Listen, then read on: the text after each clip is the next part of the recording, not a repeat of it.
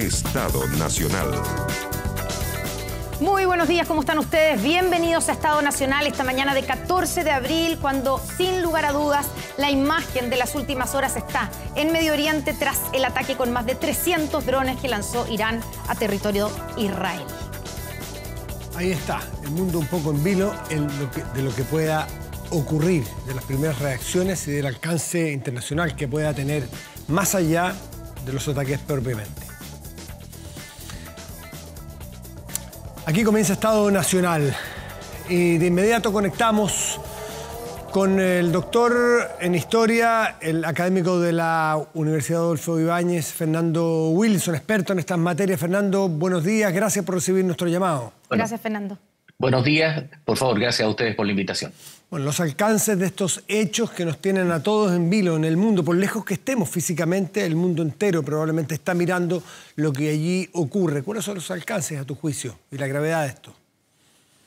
A ver, esto nos recuerda que el conflicto de Gaza no es nada más que una coyuntura y que el verdadero desafío que se desarrolla en Medio Oriente es el choque entre Israel e Irán, potencias nucleares, al menos en el caso de Irán, una potencia nuclear aspirante, y que todo esto está siendo gatillado, al igual que el conflicto en Gaza, por el progresivo desplazamiento de las potencias moderadas del Golfo, las monarquías sunitas del Golfo Pérsico, en favor de Israel para contener precisamente a un Irán persa y chiita al que ven como una fuente de amenaza permanente.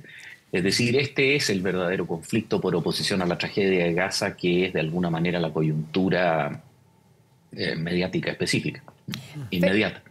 Fernando, uno se pregunta si es legítimo, digamos, el argumento de Irán, que está respondiendo, eso es lo que sostienen, este ataque es en respuesta a un ataque que realizó Israel en la embajada de Irán en Siria.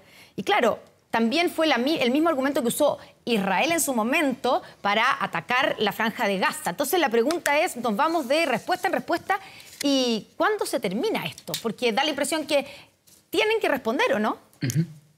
Sí, es que no puede reducirse simplemente a dinámicas de respuesta, digamos, que son permanentes, sino que a una rivalidad estructural, en términos de que el régimen teocrático de Irán ha calificado, recordemos, bajo el gobierno del presidente Ahmadinejad, de que la República Islámica aspiraba a convertir a la entidad sionista, como denominan a Israel, en un cementerio de cenizas nucleares. Es decir, hay una visión de suma cero que plantea la incompatibilidad de la existencia de ambos en el mundo. Con una visión así, resulta prácticamente imposible generar una dinámica de coexistencia, más aún cuando ambos estados se encuentran en un estado de crisis considerable. La administración Netanyahu en Israel, recordemos que incluso antes de los ataques del 7 de octubre estaba en una situación complicada, y el gobierno iraní está enfrentando una crisis multisistémica realmente grave. Tiene problemas internos, tiene problemas económicos. El triunfo de los talibanes en Afganistán terminó de rodearlos de regímenes sunitas.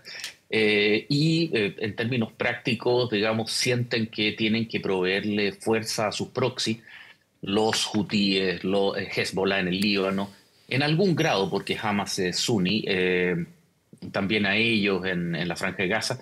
Por lo tanto, esto es una lucha en la cual ninguno de los dos actores puede perder preeminencia y se ven obligados a continuar intercambiando estos ataques, aunque justo es decir, esto fue un ataque masivo y además llevado a cabo desde territorio iraní, pero que estuvo cuidadosamente calibrado para tener la certeza de que ningún misil o ningún arma realmente causara un daño extremo, un daño elevado en Israel.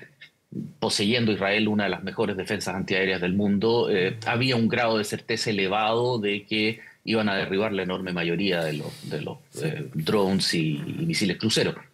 Fernando, notar eso sí, que no se usaron misiles balísticos, que eso es una escalada de otra categoría. Fernando, podríamos decir que Irán en este hecho produce un punto de inflexión y se saca la careta porque hasta ahora actuaba a través de terceros. Exacto. A través del conflicto en Gaza, a través de los hutíes, a través de Hezbollah. Y ahora es directo, es decir, ya no voy a ir por terceros, no voy a usar intermediarios, ni voy a permitir que haya interpretaciones sobre la acción de Irán. No, ahora soy yo, Irán, yo contra ti. Entonces, es una nueva etapa en este conflicto, ¿o no? Sí, pero eso es gatillado también por el ataque al consulado iraní en Damasco, donde la muerte de una cantidad considerable de comandantes de la Guardia Revolucionaria israelí, del Pasdaran y de la Fuerza Al-Quds, que es la Fuerza Internacional, hizo imposible continuar negando que ellos están fuertemente involucrados en el conflicto sirio y en la lucha contra ISIS.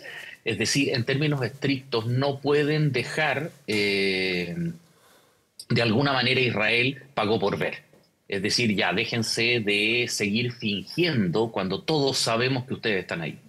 Israel, bueno, tuvo que asumir dicha condición y finalmente ataca desde su propio territorio, generando, o más bien sincerando un conflicto que tiene cuando menos década y media de duración. Está bien, pero a lo mejor no le quedaba mucha otra, pero si hubiese sido estrictamente necesario, pienso, Irán podría seguir actuando a través de terceros. Hay una decisión, ¿y a qué obedece a tu juicio esa decisión de decirle al mundo, Irán ya está aquí, Irán juega en primera persona, sin careta?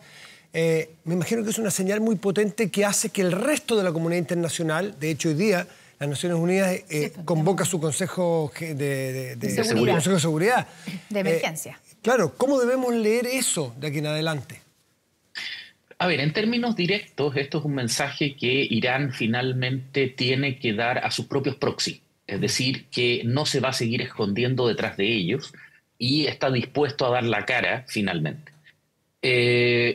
Y ciertamente esto es particularmente complicado porque Irán está en las fases terminales del desarrollo de su programa nuclear y por lo tanto cabe incluso la posibilidad que si no tiene un arma nuclear ya, un número quizás reducido, está próximo a tenerla. Y tiene los vectores, es decir, misiles, bombarderos, etcétera, con los cuales lanzarla.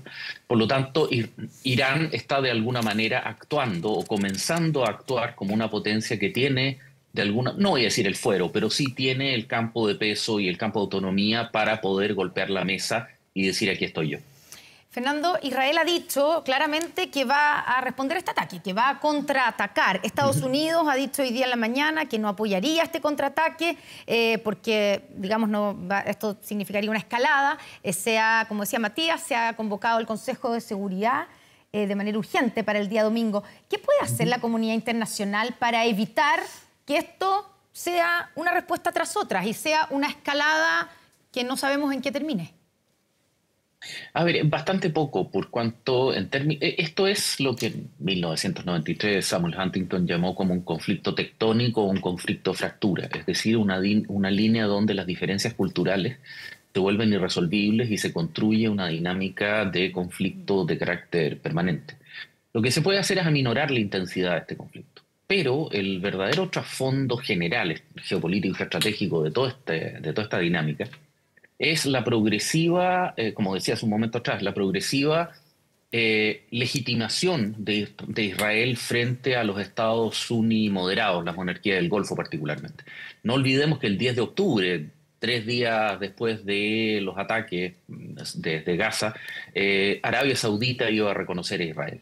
Eso establece un nuevo equilibrio de poder, reitero, y genera una dinámica que obliga a Irán a adquirir un estatus que sin llegar al nivel de aislamiento de Norcorea, por lo menos genera una respetabilidad centrada en el temor a su capacidad estratégica, en este caso con armas nucleares.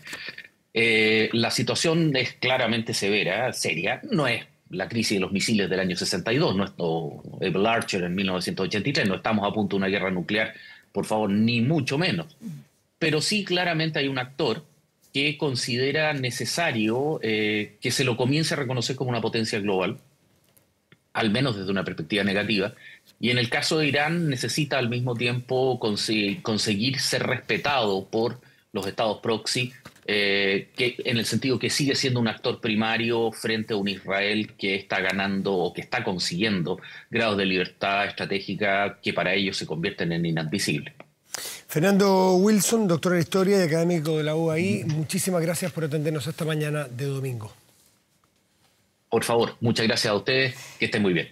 Muchas gracias, Fernando. Y más adelante en el programa, en un ratito más, vamos a estar con el canciller Alberto Van Klaveren, precisamente hablando de este tema, entre otros temas. Por ejemplo, que los chilenos que están en Israel están pidiendo que regrese el embajador de nuestro país en ese país, en Israel, que está todavía aquí en Chile después del llamado a consulta de noviembre. Con eso vamos en un ratito más. Gracias, Fernando. Gracias, Fernando. Por favor, hasta luego. Gracias. Entrevistas en Estado Nacional. Bueno, y en Estado Nacional estamos aquí con la, voy a decir, la flamante candidata independiente a la alcaldía de la Municipalidad de Las Condes, Marcela Cubillo. Marcela, ¿qué tal? Bienvenida, gracias por estar con nosotros. Hola, muchas gracias por la invitación. Gracias por estar aquí. Marcela, las candidaturas independientes, en general, conceptualmente, ¿unen o dividen? Depende. Hay dos cosas. Primero... ¿Depende si soy yo? No, de partida al tiro. O sea, acá en Las Condes una candidatura independiente une el sector. En otra comuna una candidatura independiente divide el sector y puede costar la elección. ¿Y por qué pero además es hay otra, aquí en Las Condes? Pero además, porque aquí lo que surge, pero quiero decir otra cosa sobre las candidaturas independientes. Nosotros en la raíz de nuestro pensamiento político está que los partidos políticos no pueden tener el monopolio de la participación ciudadana. Son esenciales para la democracia, pero no pueden tener el monopolio de la participación ciudadana. De hecho, la propia Constitución garantiza el derecho de los independientes a participar en la vida política en igualdad de condiciones. Entonces, por una parte, hay razones de democracia para que los independientes puedan participar, y acá en Las Condes lo que ocurre es que efectivamente surge un conflicto político que requería una solución política. ¿Por qué une el sector?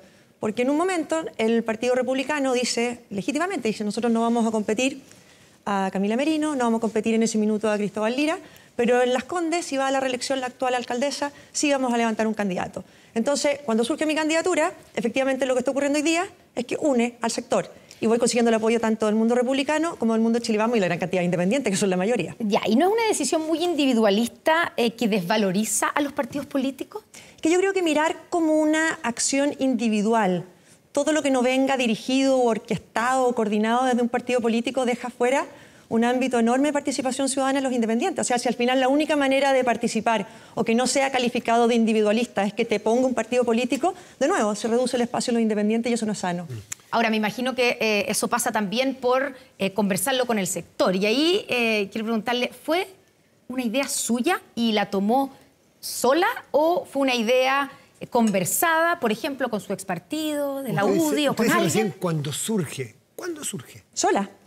De verdad, a ver, pero aquí sola, pero no de la nada. O sea, yo representé en la Convención Constitucional, la primera, ¿no es cierto?, el texto que fue ese texto famoso, representé, entre otros, a los vecinos de Las Condes y los representé con votos tanto de Chile Vamos como del mundo republicano, que no llevaban candidatos a convencional en esta comuna, además de la gran cantidad de independientes. Y adentro de la convención hice un trabajo desde la misma noche que fuimos elegidos para funcionar como una sola bancada. Por lo tanto, yo ya había hecho ese trabajo unitario. Entonces, cuando veo que va a surgir un germen de división, digo, bueno, efectivamente puedo ser una propuesta de solución y pongo mi independencia a disposición en ese minuto de los partidos que están negociando para decir aquí puede haber un camino de una candidatura unitaria. ¿Con quién lo conversó? Eso. No, nadie.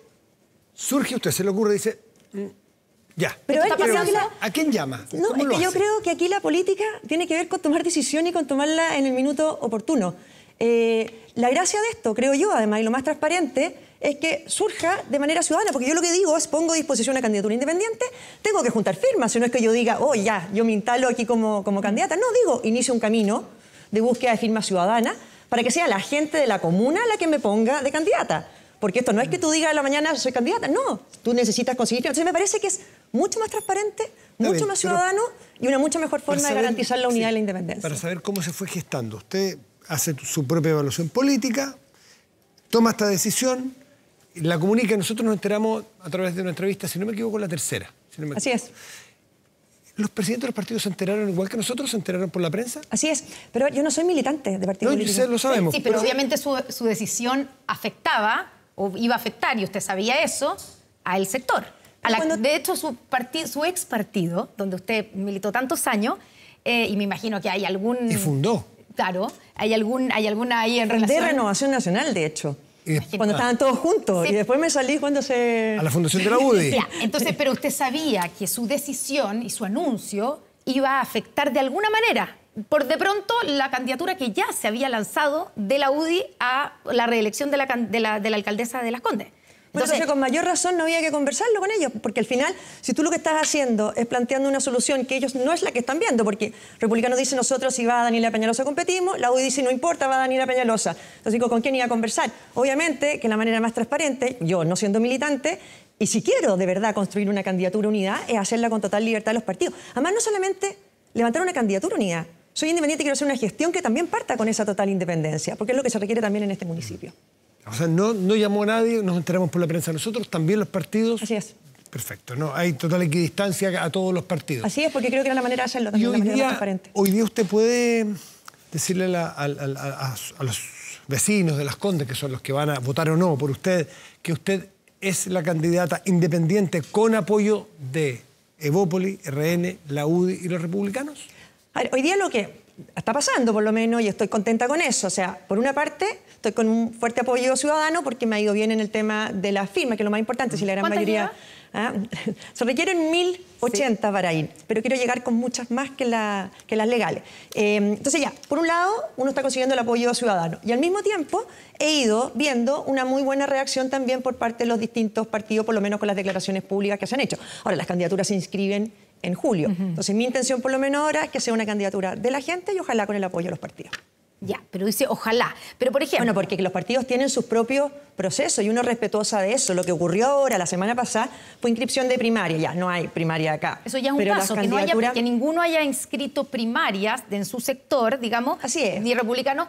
Me imagino que es una señal de que la van a apoyar a usted, ¿o no? Pero yo no puedo hablar por los partidos. O sea, he tenido muy buenas... ¿Pero usted ha hablado con ellos? Han hecho muy buenas... No, con republicanos no he hablado. ¿No ha hablado? No, yo he hablado... Esta semana hablé con Javier Macaya, con Rodrigo Galilea, también voy a juntar con Gloria Hood y en una semana más probablemente con gente del Partido Republicano. Entonces, creo que se hizo de buena manera.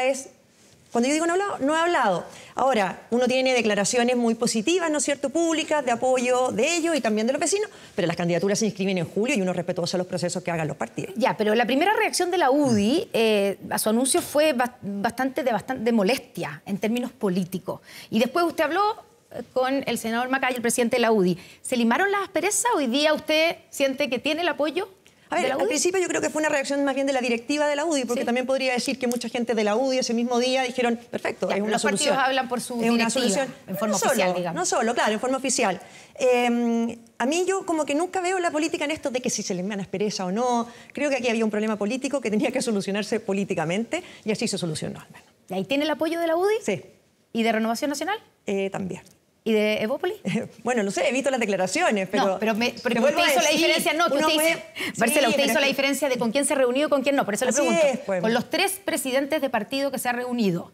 No, me he reunido con 2. Ah, es que dijo... No, me voy a reunir con la presidenta de Evópoli y me voy a reunir con la directiva de Republicano. Con los que sí se ha reunido, o sea, Renovación Nacional y la UDI, tiene el apoyo. Ya es su candidato. Todo bien. Sí, bueno, pero las candidaturas se inscriben en julio. No, sí, está bien. Hablando por los partidos. O sea, soy candidata porque voy a ir con firmas. O sea, de todas maneras soy candidata en las Condes. Porque no necesito en el fondo al final que los partidos te lleven dentro de su cupo. A propósito de las firmas, Evelyn Matei, el día que usted llegó un viernes, hace unas 2 semanas, dijo, le pido que no voten por esos que juntan las 1000 firmas.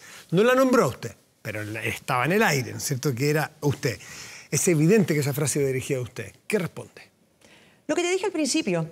Creo que en el centro del pensamiento del partido, de hecho, en el que ella milita, está que los partidos políticos no tienen el monopolio de la participación ciudadana. Son esenciales para la democracia, pero no pueden tener el monopolio de la participación ciudadana. Por lo tanto, es el deber también de los partidos que creen en la democracia liberal, que todos creemos, es defender, promover el derecho de los independientes a participar en igualdad de condiciones. Entonces me quedo con eso. Ya, pero ¿le molestó la frase de Evelyn Matei? No para nada. Es que yo hace mucho rato, yo nunca veo la política en términos personales, por lo menos no la he visto nunca. Entonces como que no estoy pensando, esa declaración habrá sido sobre mí o no sobre mí. Pero evidente que era para usted. Pero no es lo mismo, no es tema. Yo creo que aquí las cosas políticas se resuelven con soluciones políticas y eso fue lo que pasó acá. Ya, y hablando de definiciones políticas, ¿con qué liderazgo de la centro-derecha se siente más identificada? ¿Evelyn Matei o José Antonio Kast? Yo lo que y lo he dicho también, yo no voy a presidencializar la elección en la comuna de Las Condes. No le estoy diciendo a quién apoya como candidato presidencial, le estoy como estilo de liderazgo. Es lo mismo, yo estoy partiendo con una candidatura unidad y no voy a partir con una decisión o con una definición que divide un electorado que yo aspiro a representar. Yo aquí estoy hablando como candidata a alcaldesa de Las Condes porque es lo que soy, porque voy a ir con firma ciudadana. Y yo aspiro a representar como alcaldesa de Las Condes a personas que se sienten representadas por José Antonio Kast, por Evelyn Matei, por Rodolfo Carter o por los candidatos que puedan surgir. Por lo tanto, no voy a presidencializar la definición de la comuna y no voy a partir una candidatura que está llamada a ser de unidad con una definición que divide a... Saquémosle los nombres propios. ¿Con qué tipo de derecha se identifica más usted? ¿Con la de los republicanos o con la de Chile Vamos? Yo soy muy firme en mis convicciones y muy libre respecto de estructura. Yo me siento representada por quienes defienden ideas y en eso, con mucha firmeza, quienes están decididos a enfrentar a la izquierda y a reemplazarla democráticamente. Y en eso muchas veces he estado con Luciano Cruzcoque, que lo apoyé cuando fue candidato a senador y era de Evópoli, o puedo estar también trabajando codo a codo con los convencionales del Partido Republicano en la convención. Por lo tanto, parte de no militar en un partido político es que te da la libertad para sintonizar con declaraciones en un momento, con liderazgos en otro, con acciones en otro. O sea, está un poco no por sobre en cuanto a que sea más, sino que por sobre en cuanto a que se identifica con todos esos grises que están en la derecha. A mí me parece que es fundamental y en esto... Es que es interesante, Marcela, ¿sabe por qué se lo pregunto? Porque antes de que apareciera usted en la escena, le escuché a Pepe Out decir que esto va a ser un choque político entre alemanes, diciendo entre Kast y Matei. Se lo escuché públicamente, que generó muchas risas en el auditorio que estaba ahí. Pero apareció Cubillos, que no es alemán. Y a lo mejor Cubillos va a generar, en un año, 7 meses más que en la elección, va a generar una unidad si es que se pone áspera la cosa entre alemanes, como diría Pepe Out. Y a lo mejor usted hoy día no lo tiene en la cabeza, pero la política presenta escenarios inesperados a veces. No, ¿Usted estaría disponible? No. Y te quiero decir una cosa acá, espero que no se ponga áspera, porque en el fondo ustedes igual me están haciendo la pregunta que es lógica, ¿no es cierto?, de las diferencias. Yo lo único que aspiro, y yo hace rato promoviendo, es que para ganarle a la izquierda que está en el poder, tenemos que preocuparnos de lo que tenemos en común, no de lo que tenemos distinto. Obviamente que hay un proyecto político distinto, y así lo dice Republicano respecto a Chile Vamos, lo dice Demócrata y Amarillo respecto a Chile Vamos. O sea, hay que respetar los perfiles propios diferentes. A mí me gusta que existan muchos perfiles distintos, porque creo que la gente se siente más representada. Pero hoy día, para hacer oposición, fijémonos en lo que nos une. O sea, ojalá que el estilo de oposición sea común a todos. Pero hemos visto que Evelyn Matei no se siente muy representada por republicanos. Republicanos por algo se salieron de Chile Vamos. Por lo tanto, en una de esas va a ser necesario alguien que arbitre un poco por arriba. ¿Usted se ve haciendo ese papel? Yo voy a seguir haciendo el papel que he hecho siempre, que es promover la unidad para enfrentar a la izquierda. O sea, la única manera que nosotros tenemos a eso me refiero. de sacar a la izquierda, lo he hecho siempre, sin cargo. Lo hice en la convención. O sea, no descarte que el día de mañana sea usted el papel de unidad de la derecha para enfrentar a la izquierda. Como alcaldesa de Las Condes. No, porque de alcaldesa de Las Condes, no es excluyente a que usted presente una candidatura. No, tú estás pensando en la cuestión presidencial. Sí. Eso me pregunta. Bueno, porque transparentame la pregunta. Pero porque me da una vuelta. Está implícita, pero que te contraimplícita. Usted es la unidad de la derecha. Discúlpeme. Sí, no, yo el rol. Usted descarta ser la... Sí, completo. La candidata de unidad, quiere decir. Pero es que completo. No, yo el rol que he cumplido siempre, con cargo, sin cargo, en la convención, no en la convención, en lo que escribo, no, es decir, oye, fijémonos en lo que tenemos en común, en lo que nos une, que es la única manera de ganar a esto, aunque hayan proyectos políticos distintos. Descartado lo presidencial, soy candidata a alcaldesa y punto, lo he dicho, pero ya... Descartado hoy, abril del 2014, 24. ¿Cómo? Descartado hoy. No, descartado. Quiero ser elegida y ojalá con un proyecto a largo plazo. Ya, pero pensando en el largo plazo, ¿Las Condes podría convertirse en una plataforma de una candidatura presidencial? Es que no lo veo así. Pero ¿qué pasa? Le pongo en el siguiente. ¿Qué pasa si usted, que es posible, porque generalmente los candidatos de la derecha en Las Condes les va muy bien, además de ganar, tienen un alto porcentaje, en general. Usted podría, pensando que la van a apoyar desde, digamos, Republicano y Chile Vamos, podría obtener una supervotación en Las Condes. Sí, cerca del 80%. Ha ocurrido. Eso no la transforma, no la va a poner inmediatamente en una, digamos, en el foco presidencial, en una posible candidata presidencial. No. O sea, yo no me puedo hacer cargo de los análisis o de las suposiciones. Me transformaría en una alcaldesa con mucho apoyo, que me parecería muy bien, pero además, impensable esos porcentajes hoy día. Pero nada, me parecería fantástico llegar a ser una alcaldesa con mucho respaldo ciudadano. Pero eso es lo que aspiro. No lo decimos nosotros esto lo dicen los UDI, lo dicen los republicanos, cuando uno conversa con ellos, es que ven en usted, porque ahora lo sé súper derechamente, porque antes pensé que estaba implícita en la pregunta, ahora ven en un poco lenta para... Muy lenta, muy todo. Esta es más derecha. Muchos parlamentarios y dirigentes de Republicanos y de la UDI ven en usted una candidatura, una potencial candidatura presidencial de unidad. No, yo lo que estoy diciendo es una candidatura de alcaldesa de unidad. Y creo que eso ya es un desafío lo suficientemente grande hoy día. Bueno, hay varias investigaciones judiciales, Marcela, que afectan al municipio de Las Condes, ¿cierto? Y que es el municipio que usted quiere liderar. Estoy hablando de pagos de horas extras, lo que fue la compra o potencial compra del sitio para un CEFAM. ¿Tiene un diagnóstico usted de qué es lo que ocurrió, de qué es lo que pasa en Las Condes y por qué está siendo investigado? A ver, hay casos que son, tú los pusiste, ¿no es cierto? Hay causas que están en el Ministerio Público, el tema de las horas extraordinarias, el tema de la compra del CEFAM, y yo espero que esas investigaciones judiciales se resuelvan lo antes posible. Espero que a muchísimos meses para que el cambio de administración en la comuna, espero que también se resuelvan antes. La alcaldesa ha descartado su responsabilidad, pero esas se tienen que acreditar, ¿no es cierto?, en una sede, por así decirlo, penal, que es donde están hoy día, y corresponde esperar que esas investigaciones se concluyan. Ya, eso en lo judicial, pero ¿usted tiene algún diagnóstico de qué es lo que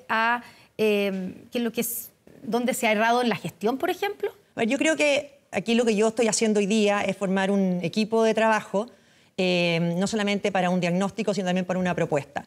Llegar a la alcaldía, claramente, y yo lo recomiendo no solamente quien llega a una alcaldía que haya estado con problemas, sino cualquier alcalde nuevo que llega, tienes que partir con una auditoría para saber exactamente la situación que tú estás recibiendo al minuto de gestionar. Mucha de esa información la vas a conocer al momento de asumir, no por más que uno entre a las páginas, a las páginas de transparencia. Yo creo que aquí lo que hay que hacer es poner el eje no solo en evitar, necesitas una eficiencia en el gasto público fundamental y fuertes controles internos. Yo siempre digo cuando llegué al Ministerio de Educación, que tiene un presupuesto de 14 billones de pesos, llegué sabiendo que me iban a acusar constitucionalmente, era obvio. Entonces yo dije, aquí tengo que hacer una gestión, pero con un cuidado para que cuando me acusen sea por razones políticas como fue y perdieron. Entonces lo que tú haces, o por lo menos lo que yo hice ahí, fue llenar de controles internos. Porque obviamente cuando se manejan esa cantidad de recursos, tú tienes que por una parte garantizar que cada peso público se gaste bien y por otro que en esa marea, ¿no es cierto?, de plantas y de cosas, tú puedas tener gente que te está controlando legalmente al detalle lo que está ocurriendo. Y creo que esa es la manera de gestionar. O sea, su diagnóstico hasta el momento es que lo que ha pasado, lo que ha faltado en Las Condes es los controles internos. Bueno, indudablemente hay un poco de eso, hay un poco también de problemas que son reales y por algo están en el Ministerio Público. Sí, obviamente que cuando hay una compra de CEFAM que está cuestionada, la manera en que está cuestionada, o el tema de las horas extraordinarias que están en el Ministerio Público, obviamente que son problemas, esos son mucho más grandes que problemas solamente de gestión o de falta de control y tendrán que aclararse. Usted estaba fuera de la primera línea en la política. Participando de alguna manera. Un rato corto, pues si la convención no fue hace tanto. Pero estaba fuera. Por lo tanto, queremos, ahora que vuelve a la primera línea, nos gustaría algunas definiciones de los temas políticos candentes hoy día. ¿Cuál es su fórmula para atacar la crisis de seguridad que nos aqueja? Yo creo que es una mezcla de cosas, ¿no es cierto? A mí me parece bien que se estén mirando experiencias en el extranjero. Creo que todo lo que se está haciendo hoy día en Chile claramente no ha funcionado. Entonces, cuando hoy día yo leía en la mañana la entrevista de José Antonio Kast, ¿no es cierto?, que va a ir a distintos países europeos, o estuvo en El Salvador, me parece bien mirar experiencias fuera. Pero Chile tiene un problema político que tenemos que abordar porque si no, no funciona esto, ¿no es cierto? ¿Cuál? Que la izquierda que está en el poder, a mi juicio, no es creíble en materia de enfrentar la violencia, porque son ellos los que validaron la violencia para llegar al poder, destruyeron la capacidad de respuesta de Carabineros, pero si no hace tanto tiempo, ¿no es cierto? Carabineros eran asesinos, eran torturadores, en la convención plantearon refundarlos por completo. Ellos también en materia de inmigración, con este discurso de que no hay personas ilegales. Entonces, hoy día, cuando están en el gobierno, y poco menos que son partidarios, no sé, creo que Iracy Hasler era poco menos que partidaria de sacar militares a la calle ahora con el tema, a mi juicio no son creíbles. Creo que la prueba de fuego de esta izquierda va a ser cuando vuelvan a estar en la oposición. Porque cuando vuelvan a estar en la oposición, ¿van a pensar como pensaban para el estallido de octubre o van a pensar como piensan cuando están en el gobierno? O sea, ¿usted no le cree al presidente Gabriel Boric cuando ha hecho un reconocimiento de que en su momento, lo ha hecho digamos, el presidente y otros también miembros del gobierno actual, que en su momento, digamos, no tomaron tan en serio la crisis de seguridad, las críticas fueron muchas, etcétera, cuando hoy día se lo ve enfático diciendo no, aquí no va a haber impunidad, los vamos a perseguir, los vamos a meter a la cárcel? ¿No le cree al presidente Gabriel Boric? La prueba de fuego va a ser cuando estén en la oposición de nuevo. Porque yo siento que a veces ellos respaldan a Carabineros, pero si ellos son los que están a cargo del Ministerio del Interior. Respaldan las Fuerzas Armadas, pero si ellos son los que están en el Ministerio de Defensa. ¿Qué va a pasar cuando vuelvan a estar en la oposición? ¿Van a volver a validar la violencia? ¿Van a volver a atacar a Carabineros? Entonces, yo creo que para creerle démosle la oportunidad al Loguito de estar de nuevo en la oposición y ver si es verdad este discurso. Y creo que el presidente Boric tiene un problema adicional. ¿Cuál? Y hoy día, al mirar la prensa, es claro, es prisionero del Partido Comunista. Porque en el fondo, si el Partido Comunista sale del gobierno, queda a merced del octubrismo violentista. Porque si adentro del gobierno ya están llamando a movilización, ya están llamando a... Veía hoy día a Lago, se llama el asesor de Juan Andrés Lago. O sea, si adentro del gobierno, si siendo parte del gobierno están en eso, entonces él es prisionero de un partido comunista que por lo demás es amigo personal, por así decirlo, del régimen de Maduro. Crisis de seguridad, usted dice, veo bien lo que se hace afuera. No, veo bien que se mire lo que se está haciendo afuera. Claro, ir a mirar lo que se está haciendo afuera. ¿Le parece bien lo que, particularmente las cárceles estas especiales, como las que hace Bukele, ese tipo de cosas? Yo no conozco el detalle, pero leí que había ido José Antonio Kast con un equipo. Sí. Me parece bien mirar.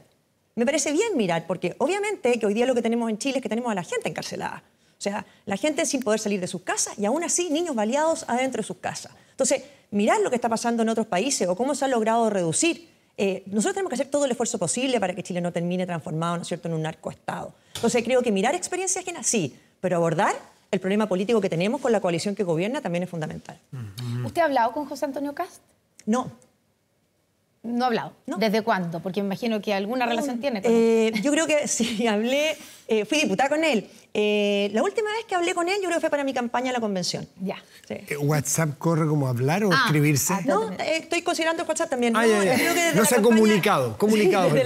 desde la campaña de la convención, yo creo, sí, no sé. Pero eso es casi como tener pocas relaciones.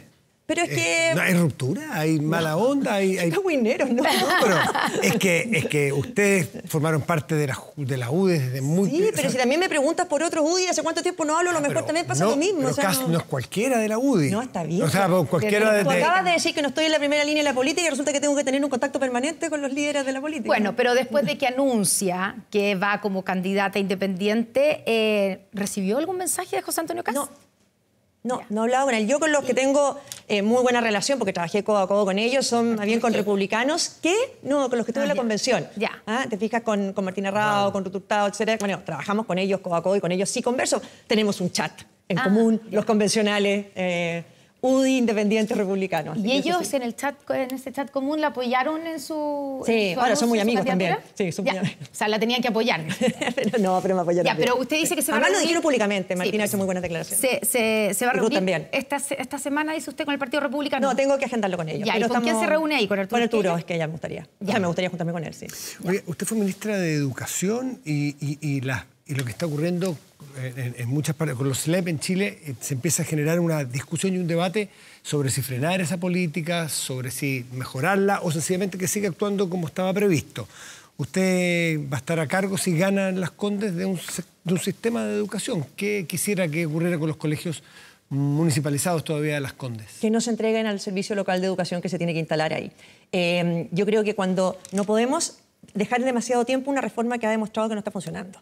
Me escribió hace muy poco una apoderada con la que yo trabajé en educación, que era apoderada de uno de los liceos emblemáticos de Santiago, y a su hijo lo cambió al Simón Bolívar de Las Condes, fue puntaje nacional. De hecho, un niño que además diagnosticado con trastorno de espectro autista, entonces me decía, en Las Condes le dieron las posibilidades que ya no tenía en Santiago. O sea, el 30% de la matrícula de Las Condes viene también de otras comunas. Por lo tanto, quitarle los patines a los niños que están recibiendo una educación gratuita, de calidad, etcétera, para pasarlo a servicios locales de educación que ya están demostrando su fracaso, yo esperaría que los parlamentarios en esto actuaran unidos por frenar esa reforma, revertirla y no dar como a veces, no, que ya está zanjado. No, si no está resultando, no está zanjado. Hay que revisarla y cambiarla porque si no son generaciones las que Para algunos sectores o para algunas zonas del país, ¿habría que buscar algo alternativo a mantener la municipalización como está y ya lo de SLEP? Porque a lo mejor cada comuna o cada zona requiere soluciones distintas. Bueno, es que eso era parte del problema cuando se hicieron los SLEP, ¿no es cierto? Que era una cosa como general. Hay municipalidades que tienen muy buenos colegios, que es absurdo que los entreguen. Hay otros que sí tenían problemas. Ahora, no sé si los SLEP fueron la solución, porque al final terminan separando las decisiones mucho más lejos de las familias. Local. Y además nadie se hace responsable, porque tú no sabes si es el ministro responsable, el director del SLEP, etc. Y lo otro que hay que corregir mucho más de fondo es todas esas prohibiciones que se establecieron para la creación de nuevos colegios. Es absurdo que colegios particulares subvencionados gratuitos que podrían ampliar su matrícula, hoy día no la puedan ampliar porque estén llenas de restricciones. Entonces tú escuchas a la subsecretaria de Educación que dice, no, si hay 2 vacantes disponibles por niños, cosas que ocupen los que están disponibles. O sea, ¿por qué vas a obligar a una familia a llevar a su hijo a un colegio que a lo mejor tiene mala convivencia escolar, que los profesores viven en paro, cuando al lado hay un colegio particular subvencionado gratuito que quisiera ampliar la matrícula, pero la ley no se lo deja? Entonces, creo que aquí hay que hacer una contrarreforma educacional desde el Congreso muy potente. Y, Marcela, decíamos que también hay otros temas, digamos, de definiciones políticas. Yo sé que esto no tiene que ver con lo que hace un alcalde, pero quiero preguntarle por su opinión acerca del manejo que ha tenido el gobierno en la crisis con Venezuela, después que esta semana supimos, después de las declaraciones del canciller venezolano, pero además que el fiscal Barros, que está investigando el asesinato del teniente venezolano Ronald Ojeda, confirma que la tesis más plausible es que es un móvil político y que fue ordenado desde Venezuela. Sí, ¿Cómo evalúa la reacción que ha tenido la ministra Toá, el presidente Gabriel Boric? Y aquí hay que mirarla en dos etapas. Cuando recién ocurre, ¿no es cierto?, el secuestro y el asesinato, sale inmediatamente el Partido Comunista a intentar victimizarse, ¿no es cierto?, de este supuesto anticomunismo que le estaban enrostrando a ellos vinculación con Venezuela.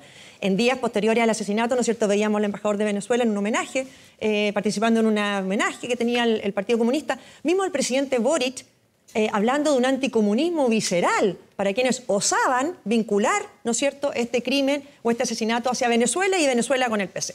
El PC chileno es amigo personal de Venezuela y del régimen de Maduro. Entonces, vuelvo a decir, tiene un problema de credibilidad y un problema político importante el presidente.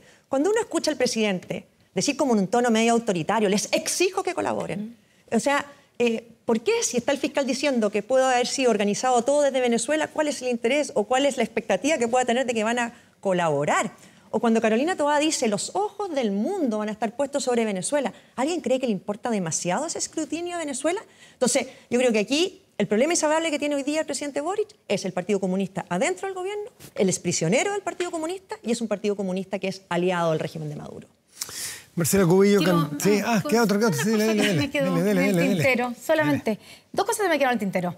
¿Cuántas firmas lleva que no me contestó? No te voy a contestar porque como quiero conseguir muchas más que las legales, no quiero desmotivar el movimiento de... ¿Pasó los 1080? ¿Pasó los 1080 ya?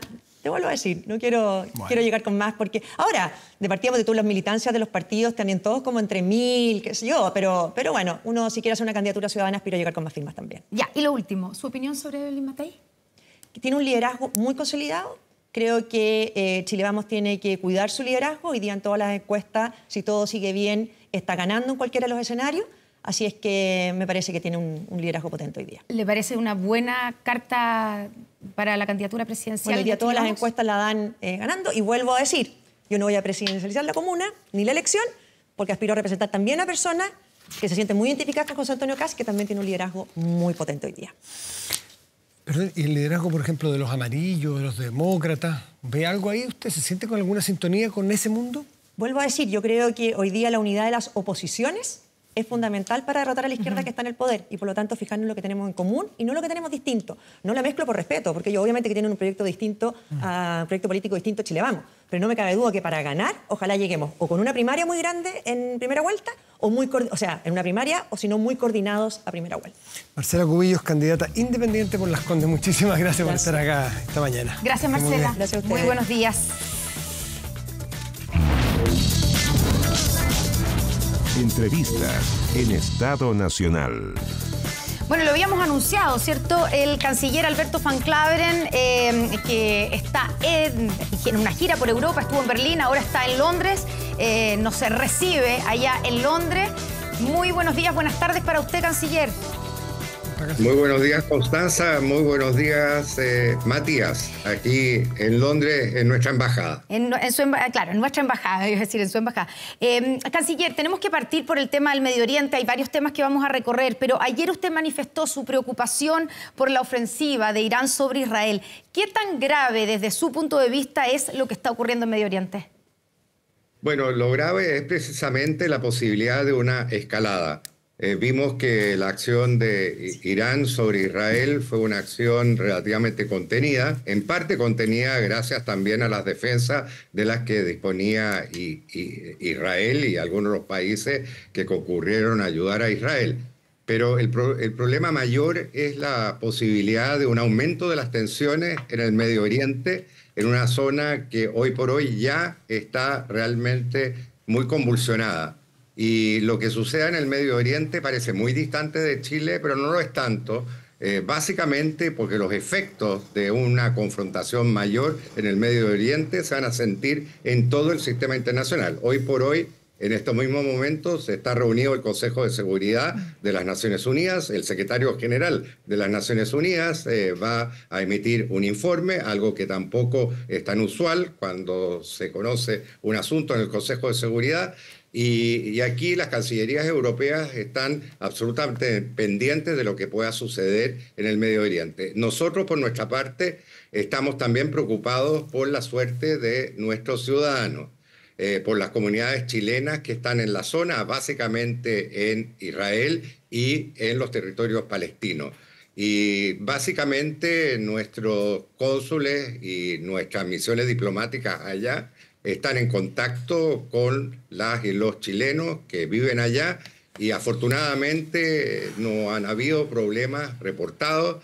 Saben que pueden contar con nuestra red consular, que está activa, está movilizada, tal como lo estuvo en casos anteriores en que han habido enfrentamientos en la zona. Pero nos preocupa la situación en Israel, nos preocupa obviamente la acción de Irán, también nos preocupa la situación en Palestina, básicamente en Gaza y también en, digamos, la Cisjordania, donde también hay, digamos, comunidades de chilenos. Sí, ministro, justamente a las comunidades de chilenos nos queremos referir porque hemos leído declaraciones de algunos de ellos que están en Israel en particular que dicen sentirse solos. Y eso en función no a la ausencia de una red de consulados o del cónsul chileno, sino más bien en que Chile tiene en nuestro país, o sea, retirar es para siempre, así que es algo momentáneo. Tiene llamado a Santiago al embajador chileno en Israel. ¿Este escenario nuevo hace pensar a la Cancillería en que ese embajador chileno tenga que volver a tierras israelíes, en parte para tener una conexión más fluida con el mundo diplomático allá? Bueno, eso está en constante evaluación, tal como usted lo señala. La decisión que se adoptó no es una solución definitiva, simplemente fue una expresión de molestia por lo que estaba sucediendo y es algo que estamos evaluando permanentemente. Pero hay una red consular que está plenamente operativa e incluso el embajador Jorge Carvajal está en permanente contacto, tanto con, digamos, todos sus contactos en Israel, con la comunidad chilena, ministro, y también con quien habla. Usted dice está en permanente evaluación el regreso, pero mi pregunta puntual era si este escenario nuevo, este ataque iraní a Israel, hace que la evaluación se acelere o cambie en algo. Lo que le puedo señalar que sería mucho más fácil hacer evaluación si es que pudiéramos ser testigos de un cese al fuego en Gaza. Eso es un tema que es muy central, no solamente para Chile, sino que para toda la comunidad internacional, porque así como nos interesa y nos importa la suerte de la colonia chilena residente en Israel, también nos preocupa enormemente lo que está ocurriendo y lo que ha ocurrido en Gaza. Pero repito, esto es muy dinámico y estamos evaluando la situación. Yo regreso el martes en la mañana a Chile. Y justamente tendré oportunidad de reunirme con el presidente de la República, como corresponde, y evaluaremos, de acuerdo a sus instrucciones, cómo vamos a seguir con ese tema. Ya, o sea, por lo menos por ahora, digamos, hoy día que estamos a domingo 14 de abril, no se ha decidido que el embajador chileno en Israel vuelva a sus funciones en Israel. No, y además las condiciones allá tampoco son las mejores para un regreso inmediato. Básicamente hay que evaluar también la conectividad que existe en estos momentos con Israel, etcétera, ¿no? Es una situación que tendremos que evaluar en la semana. Ya, pero usted me imagino que ha visto las declaraciones de los chilenos allá que dicen que se sienten solos sin el embajador y que le piden directamente al presidente Gabriel Boric que regrese el embajador. ¿Qué le responde usted a ellos? Yo le diría que es más una sensación y una percepción que una realidad, porque la embajada está absolutamente presente. Y estamos todos conscientes justamente de la necesidad de acudir en ayuda de quienes lo necesiten. Así sucedió por lo demás cuando hicimos la evacuación. Fue una de las evacuaciones más exitosas en comparación a las de otros países y estamos absolutamente pendientes tanto de los ciudadanos chilenos en Israel como también de los ciudadanos chilenos en Palestina. Usted adelanta su regreso por lo que se está viviendo. ¿Cuáles son los efectos reales que tenga el regreso? Porque usted está haciendo una gira de trabajo que también tiene otros alcances. ¿Por qué se vuelve y en qué está usted en la gira en este momento en Europa? Bueno, efectivamente estamos haciendo una gira en Europa, básicamente para promover la aprobación del acuerdo marco avanzado con la Unión Europea. Es un acuerdo que es fundamental para nosotros, un acuerdo que moderniza, un acuerdo de asociación en cuya negociación incluso me tocó participar. Aparte de eso, estamos visitando países que son de enorme importancia dentro de Europa y fuera de Europa, como es Alemania y el Reino Unido. En ambos casos tenemos entrevistas programadas con los ministras de Relaciones Exteriores. Tuve una excelente reunión con la ministra Baerbock, la ministra de Relaciones Exteriores de Alemania. Pudimos hablar ahí de una serie de temas que incluyen, digamos, cooperación en el ámbito energético, posibilidades, en fin, para la inversión europea en áreas como el litio, etcétera. Aparte de haber hablado de, obviamente, temas globales que a todos nos interesan, como puede ser la situación en el Medio Oriente o bien también la guerra de Ucrania. Esperamos tener la misma conversación con el Foreign Secretary, equivalente a nuestro canciller, digamos. En el caso de Gran Bretaña no se llaman cancilleres, son Foreign Secretary, David Cameron. También me reuniré con un grupo de especialistas en América Latina, también de inversionistas, empresarios, etcétera. Y la última pata de mi gira era en Grecia, justamente para participar en la conferencia Our Ocean. Lamentablemente, justamente por lo que está ocurriendo en Chile respecto del caso venezolano, como también por la situación del Medio Oriente, el presidente ha estimado también conveniente que yo regrese a Chile. Y regresa el martes en la mañana. Hablemos precisamente de Venezuela, de los problemas que tenemos con Venezuela, que son varios. Canciller, las declaraciones de su par, ¿cierto? Primero negando la existencia del Tren de Aragua, después de las declaraciones del fiscal Barros, que está investigando el asesinato del teniente Ronald Ojeda, donde de alguna manera confirma la tesis de que esto se trata de un móvil político y confirma que fue ordenado desde Venezuela. Y finalmente, además, la muerte de un carabinero aquí en nuestro país, que además fue en manos de venezolanos. El viernes usted habló con su par venezolano, ¿cierto?, con el canciller Gil. ¿Qué le pidió concretamente usted? ¿Le pidió que buscaran, que ayudaran a la búsqueda y la detención de los dos sospechosos de la muerte del teniente Ojeda? Sí, le pedimos cooperación y básicamente lo hicimos a partir de sus propias palabras, porque el canciller Gil de Venezuela incluso señaló públicamente la mejor disposición que tenían para esclarecer esta situación y cooperar con el trabajo que está haciendo la justicia chilena. Obviamente yo hablé por teléfono con él, él me reiteró su compromiso, me expresó su mejor voluntad de colaborar. Nosotros destacamos la necesidad de tener gestos por parte de Venezuela, gestos concretos. Digamos, no basta solamente las palabras, ni los compromisos, ni las promesas. Lo que necesitamos son señales de que efectivamente hay una voluntad de cooperación, hay una voluntad para esclarecer lo ocurrido, sobre todo. ¿Cuáles son esas señales, canciller? ¿Qué señales serían cuando usted dice esperamos no solamente declaraciones, sino cuál sería esa señal concreta?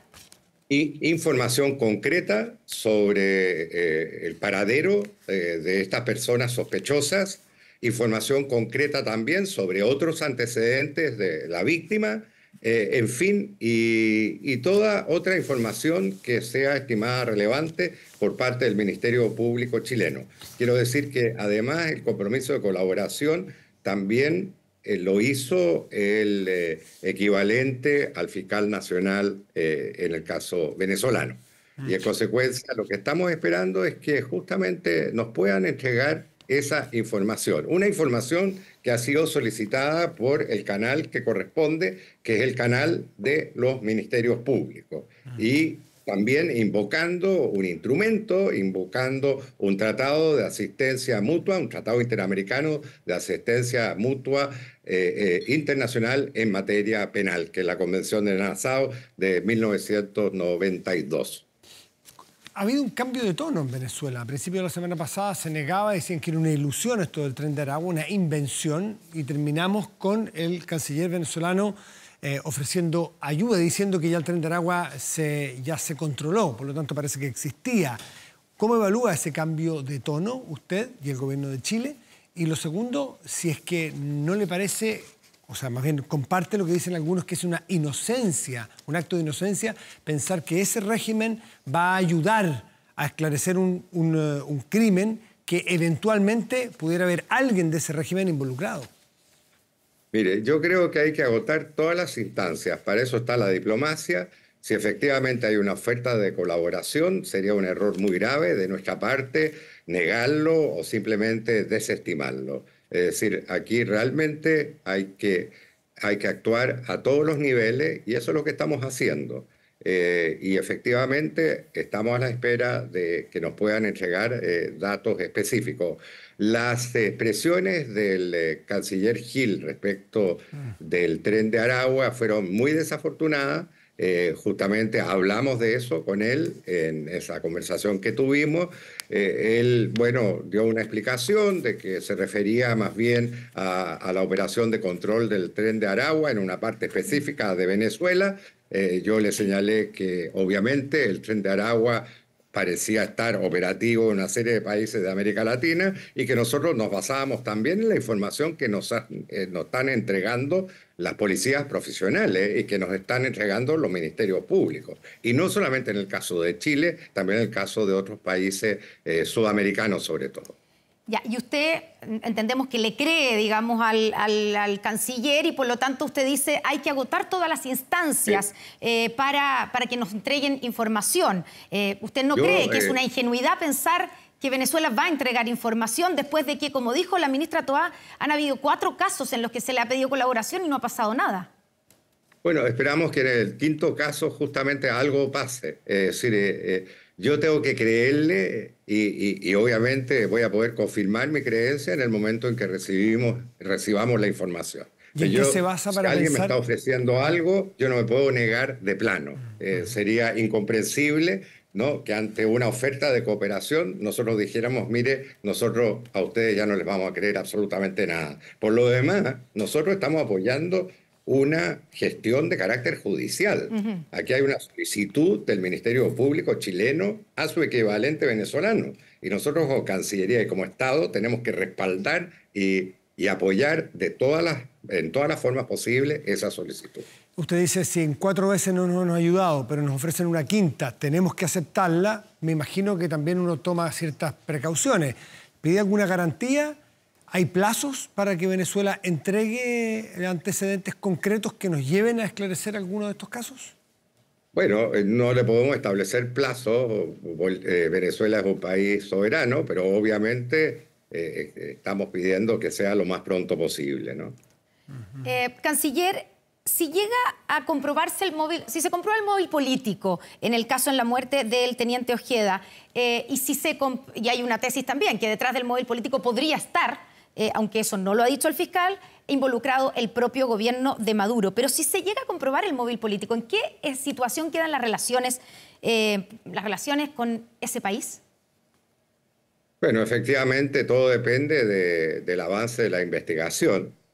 Y como usted misma lo ha señalado, el fiscal Barro se ha limitado a decir con gran prudencia de que podría haber un móvil político, que es lo más plausible. Eso es lo que él ha dicho.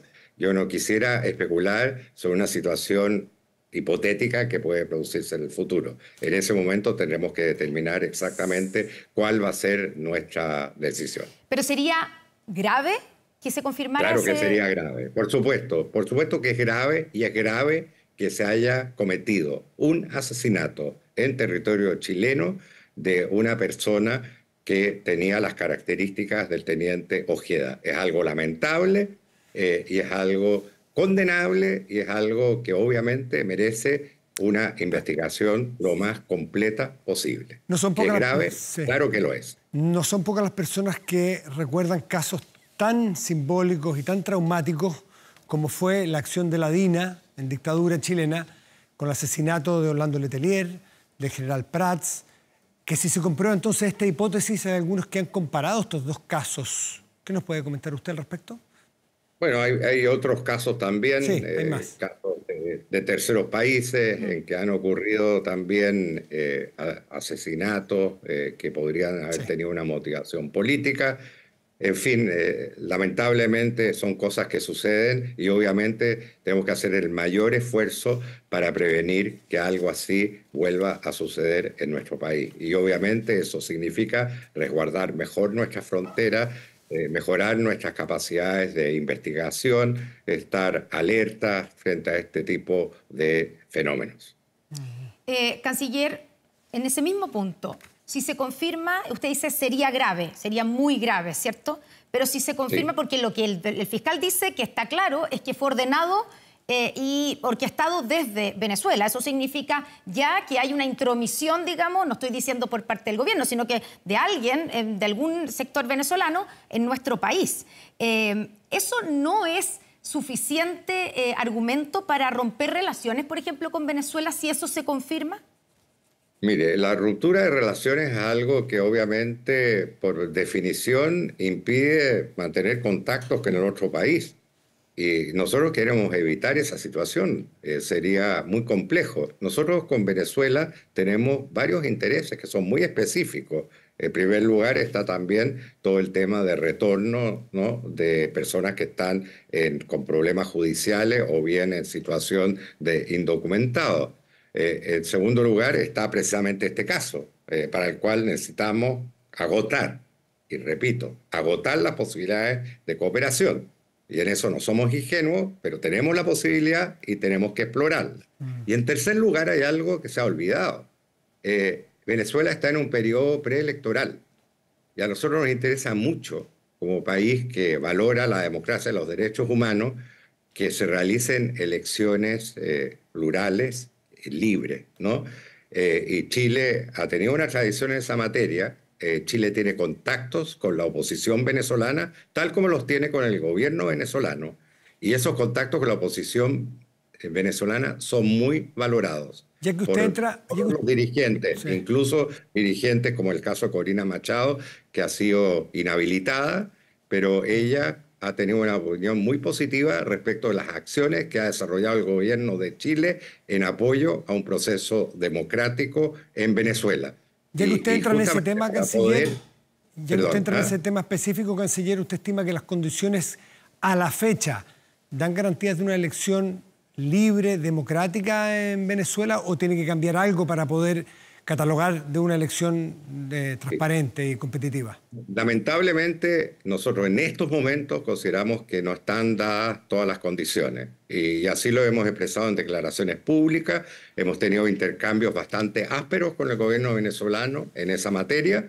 Y justamente lo que queremos es poder contribuir junto al resto de la comunidad internacional a facilitar un proceso que sea libre. Entonces, si nada cambia y vuelve a ganar Maduro, ¿no va a ser un gobierno legítimo?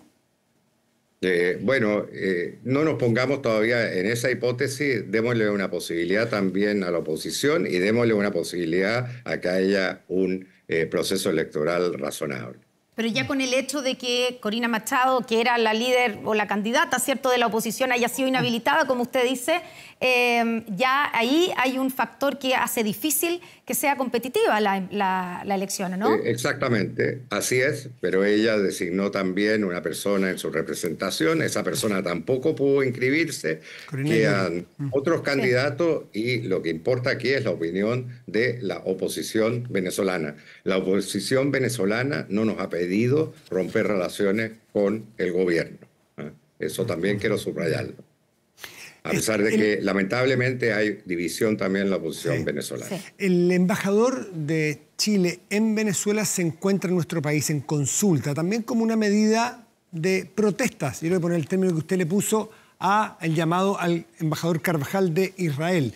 El embajador Carvajal de Israel todavía está en Chile como método de protesta. ¿Se mantendrá el embajador Gasmuri en nuestro país o va a volver muy pronto? No son situaciones comparables. Analogía, no comparación. No, cada caso tiene su propio contexto. En el caso del embajador Gasmuri, nos interesa que efectivamente podamos tener todas las reuniones necesarias para que nos siga aportando antecedentes y para que conjuntamente podamos evaluar cómo vamos a seguir nuestra política con Venezuela. Y la idea es que efectivamente regrese a Venezuela y pueda desarrollar a su nivel las gestiones que justamente le sean instruidas por el presidente y por la Cancillería. ¿Y cuándo vuelve entonces? No hemos puesto la fecha fija todavía, lo desconozco, pero será pronto. ¿Dependerá de la acción que tome Venezuela de las peticiones que le ha hecho Chile? No necesariamente, porque creemos que él también puede contribuir a facilitar esas gestiones y a apurar esas gestiones. Eso es lo que a nosotros nos interesa. Canciller, usted habló del tema de las expulsiones, ¿cierto?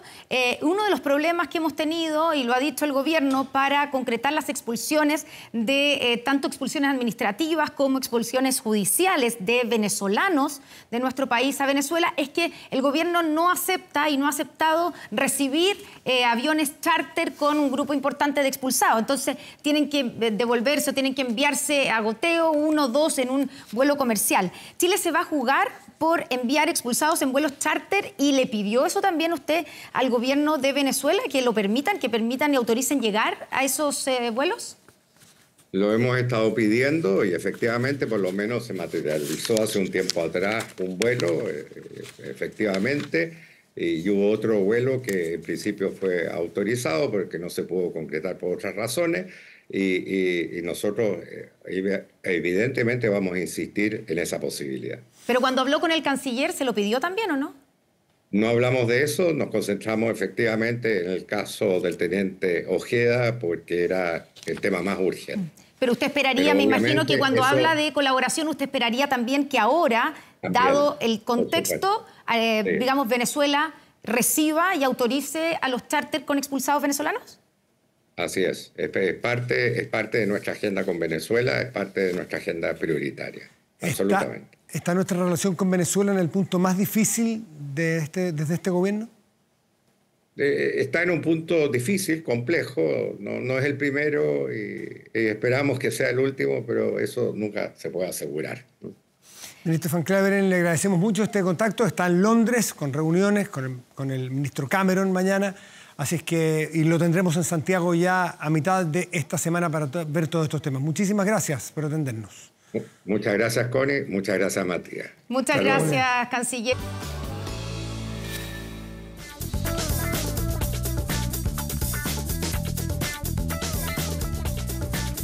Estamos de vuelta aquí en Estado Nacional. Hace pocos minutos terminó la audiencia de formalización de los 3 imputados por la muerte, por el homicidio del mayor Emanuel Sánchez. Jan Giachetti con toda la información y con las medidas cautelares que fueron dictadas para los 3 imputados. ¿Cómo estás, Jan? Buenas tardes.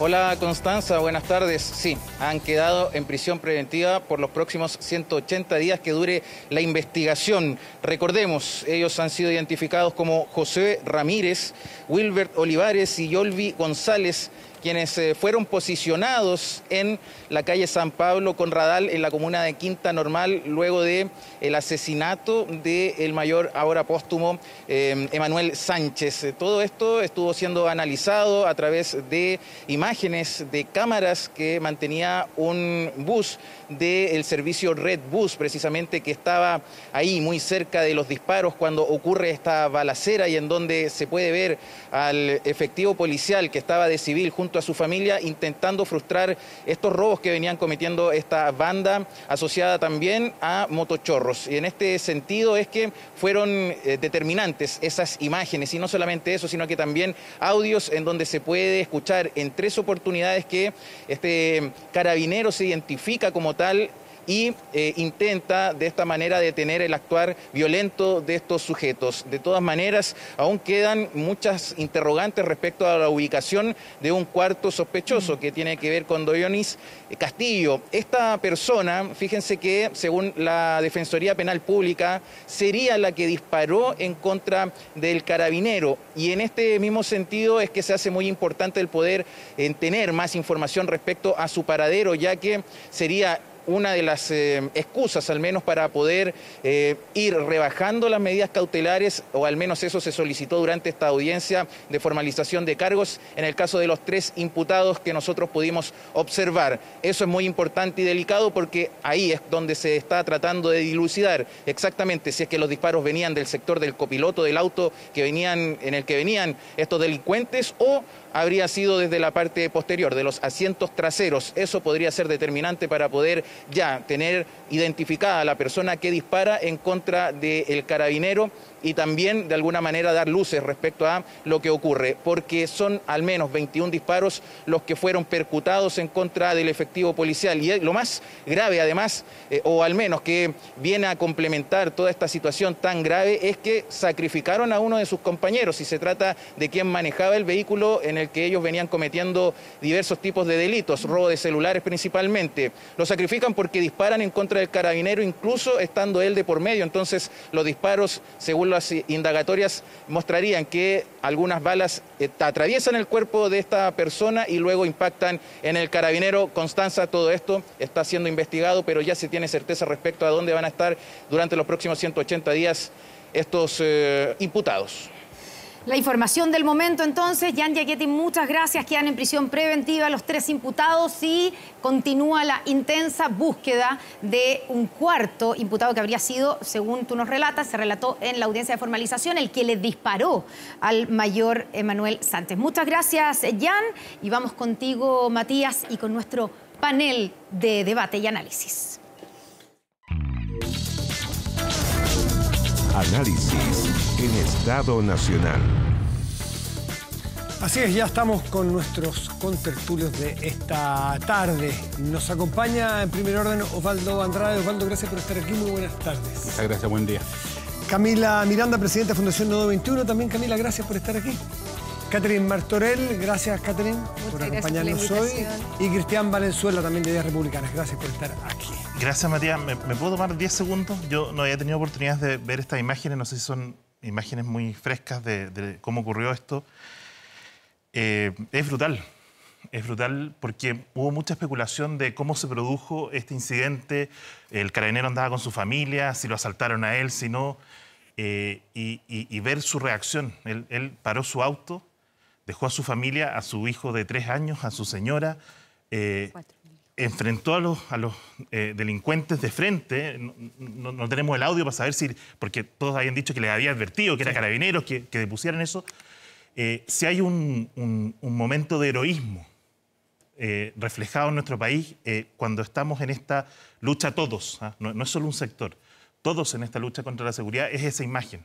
Y creo que no partir haciéndole un homenaje a ese sacrificio y a ver de qué manera podemos construir soluciones para que eso no se vuelva a repetir, es ultra necesario. Así que, sorry por eso, pero está bien, porque por ahí, es desgarrador. Por ahí íbamos a partir, naturalmente, la conversación. Y este debate o este panel de análisis justamente tiene que partir por algo que tú acabas de mencionar, y si están todos de acuerdo. Si no es con todos, esta pelea se pierde. Si no es con todos, esta crisis se repetirá una y otra vez. Eso creo que todos lo entendemos. La pregunta es, ¿hay voluntad? ¿Ustedes ven que están todos en esta o hay algunos que están haciéndose un poco los lesos o que están mirando para otro lado? Porque si es así, no sé si ustedes comparten el juicio, hay pocas posibilidades de éxito. Osvaldo Andrade, ¿estamos todos en esta? Yo creo que hay la necesidad de que estén todos. Eso es un dato. Y si ese es el dato, debiera haber voluntad para aquello. ¿Y usted la ve? Yo creo que todavía no está del todo cristalizado porque estamos en un momento complejo y es que a puertas de elecciones. Y eso dificulta mucho que haya la necesidad de conceder en otro también razones. Y hay más bien una necesidad de la identidad, que finalmente es lo que se expresa cuando uno tiene candidaturas. Si usted me permite, a propósito de... Yo quisiera también salirme un poquitito de esto. Yo creo que debiéramos manifestar también nuestra solidaridad con la gente que está pasándolo mal en el norte, a propósito de las lluvias. ¿A qué duda acá? De pronto la contingencia nos abruma y se nos olvida que hay chilenos que a propósito de situaciones climáticas están en un momento delicado y valdría la pena expresar también nuestra solidaridad con ellos. Cierro el paréntesis y vuelvo al punto. Entonces, si hay necesidad y hay que construir esa voluntad, tal vez lo que debiéramos hacer es convocarnos a eso, convocarnos a que esa voluntad se construya y se exprese. Y creo que en esto hace falta mucho actor, porque ¿sabe cuál es el problema? Que si circunscribimos la voluntad solo al sistema político, a los actores políticos, creo que tenemos la dificultad que le he reseñado. Yo creo que valdría la pena convocar a más.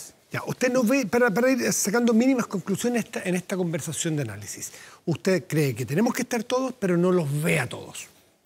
Catherine Martorell. Bueno, yo coincido, digamos, y me preocupa el tema de la identidad, porque lo entiendo.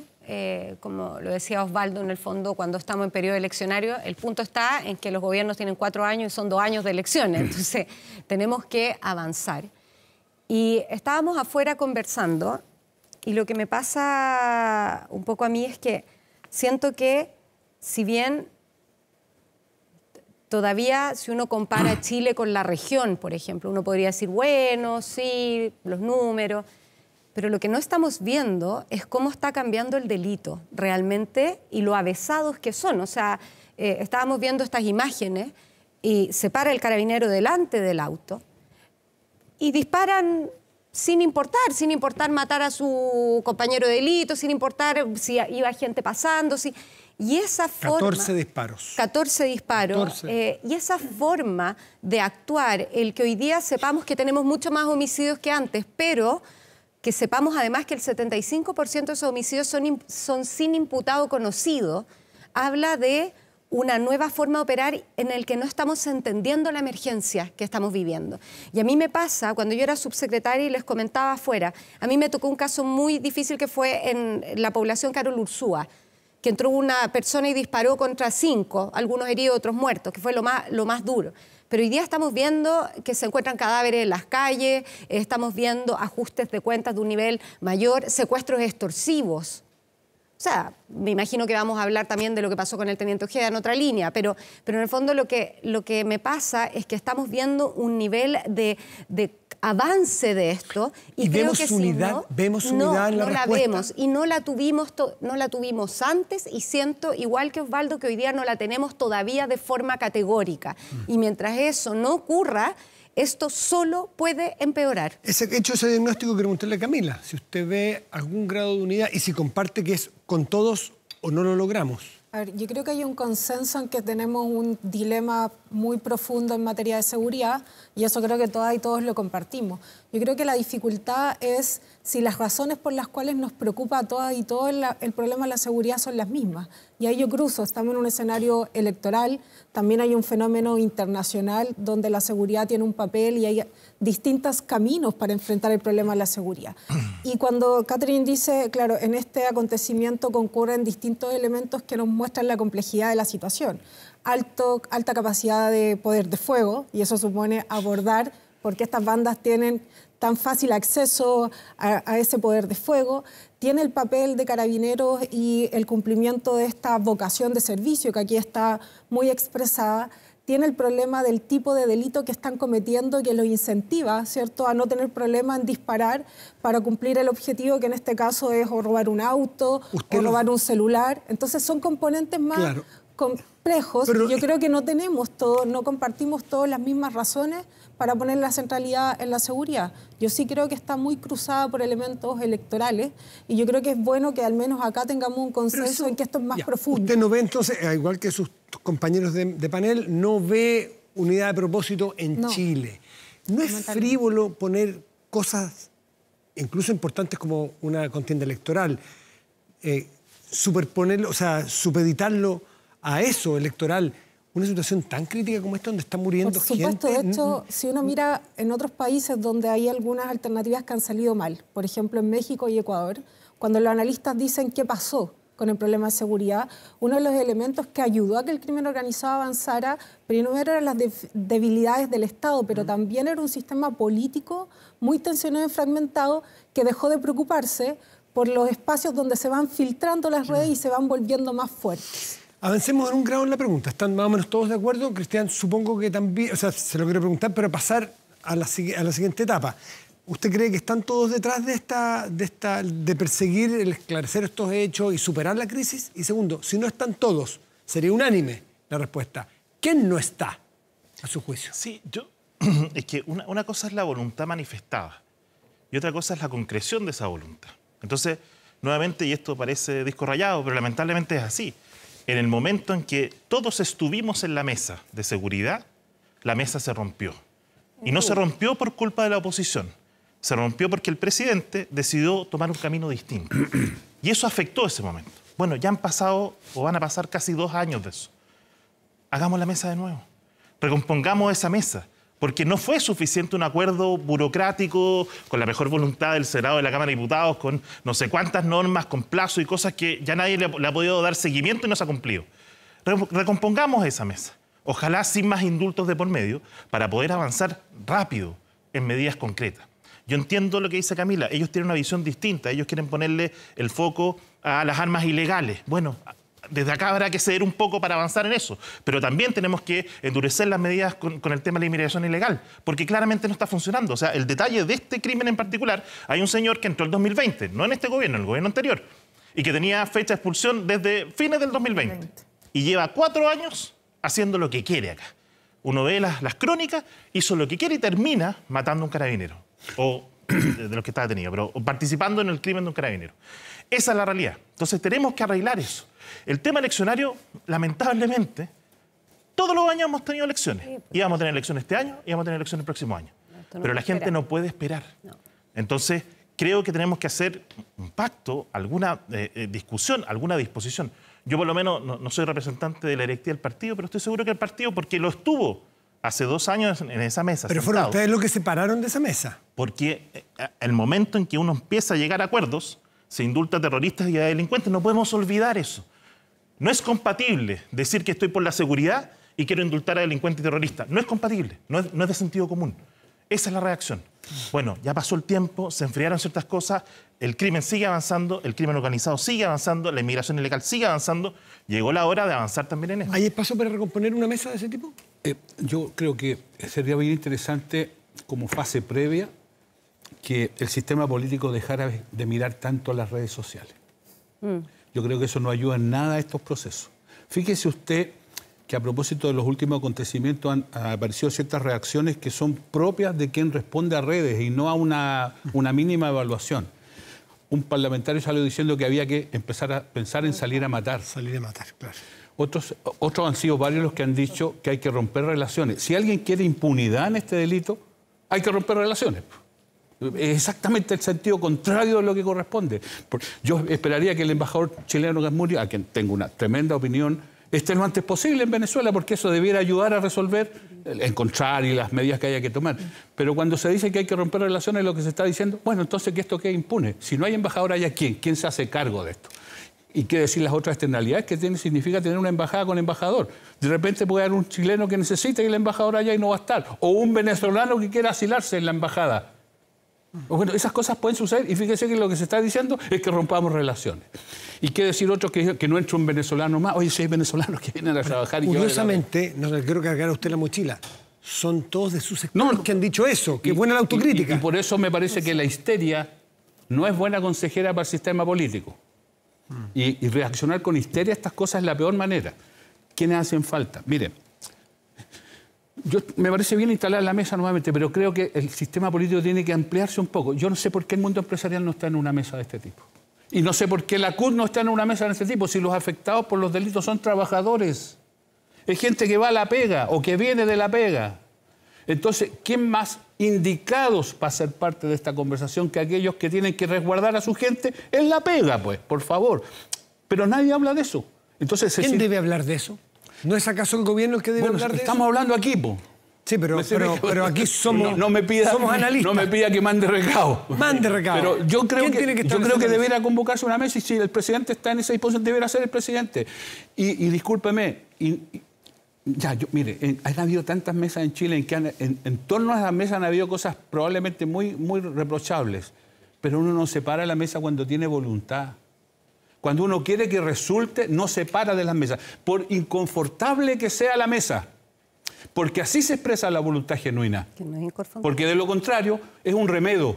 La primera me paro y me voy. Así no resulta. Camila, ¿usted comparte con Osvaldo en que el gobierno debiera llamar ahora a una mesa y recomponer esa mesa, dada la urgencia en la crisis que estamos? Yo creo que la colaboración ha sido la clave para, por ejemplo, en este caso, en este delito, poder perseguir a los involucrados, y esa colaboración fue interinstitucional, fue el gobierno, fue el Estado, fueron también las vecinas y los vecinos que con sus cámaras facilitaban una coordinación. Entonces, yo llevaría esa dimensión de colaboración que sabemos que es muy necesaria para enfrentar el problema de seguridad, efectivamente al sistema político. Y el punto es aquí si es que tenemos la capacidad de pensar los dilemas de seguridad que tenemos, más allá justamente, como decía Osvaldo, del Twitter o una red social donde quien grita un poquito más y se ve como el más preocupado por la seguridad, no sea el tono y el tono sea, bueno, el beneficio que tenemos en Chile es que lo que estamos mirando de crimen organizado ya pasó en otros países. Entonces tenemos señales donde nos dicen, si tú lo enfrentas por aquí, nos va a ir mal. Tienes que perseguir y desbaratar los tipos de crímenes y no solamente perseguirlos cuando los cometen. Tienes que ver la parte del dinero. Entonces yo creo que si se logra tener una perspectiva de cómo enfrentamos seriamente el crimen organizado, yo creo que eso sí permitiría que una colaboración sea efectiva. Pero hay que partir de esa voluntad de mirar con ciertas evidencias, con ciertas calmas también, y lo otro que es sumamente impopular.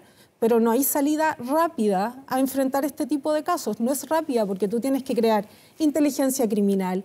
Teníamos una institucionalidad que efectivamente está debilitada y que requeremos fortalecer porque cambiaron los escenarios delictivos. Las comunidades también quieren participar. O sea, uno ve a nivel local comités de seguridad en todos los municipios. Y son personas que tienen información, que dicen, bueno, yo escucho disparos, escucho fuegos artificiales. Yo creo que tenemos la capacidad, por las preocupaciones generales que hay, de que eso se transforme en redes. ¿No hay complejos en establecer un sistema de inteligencia y de seguridad robusto? No, es que lo necesitamos. O sea, si hoy día no nos preocupamos de tener una inteligencia criminal, en realidad solamente estamos corriendo atrás de un crimen que avanza, se perfecciona. Muy cortito. ¿Y por qué tendríamos que tener complejos nosotros? ¿Sabe por qué? Pero permítame. No le pregunto si ella, sino que hay complejos. Antes de empezar el programa comentábamos que era bueno recordar cosas. ¿Quién desbarató al Frente Patriótico y al Mapu Lautaro? Gobierno de la Concertación. Sí, ¿y con qué lo hizo? Con inteligencia. Sin disparar un tiro y sin matar a nadie. Eso lo hizo la izquierda en Chile. Ni le cuento más atrás, porque quien disparó a la POP en la época de la Unidad Popular fue el director general de investigaciones, Coco Paredes, muerto, detenido por la dictadura. ¿Y usted ve en su sector gente con algún complejo al respecto? A esta altura, oiga, ¿quiere que le cuente algo? Pues, por supuesto. Me da lo mismo.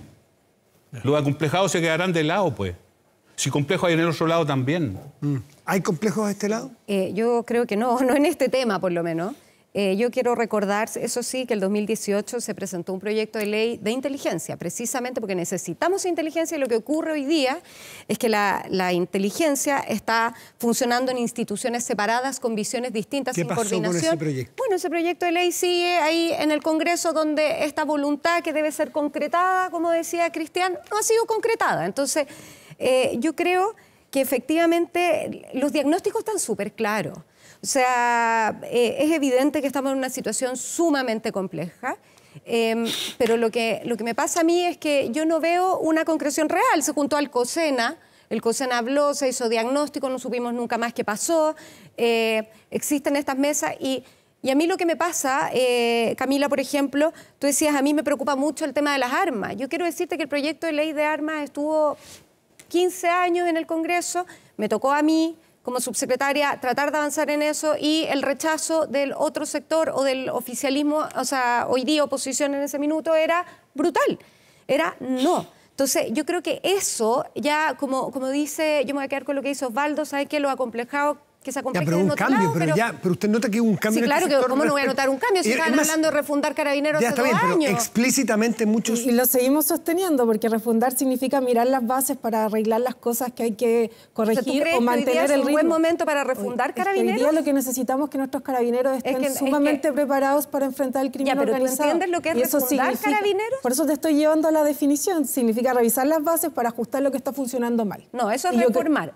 Eso es hacer una nueva institución. Eso es refundar la definición. ¿Usted prefiere reformar Carabineros? A mí me da lo mismo si es refundar, modernizar. Es que no da lo mismo, pero Camila, porque sí da lo mismo. Porque esto tiene un antecedente.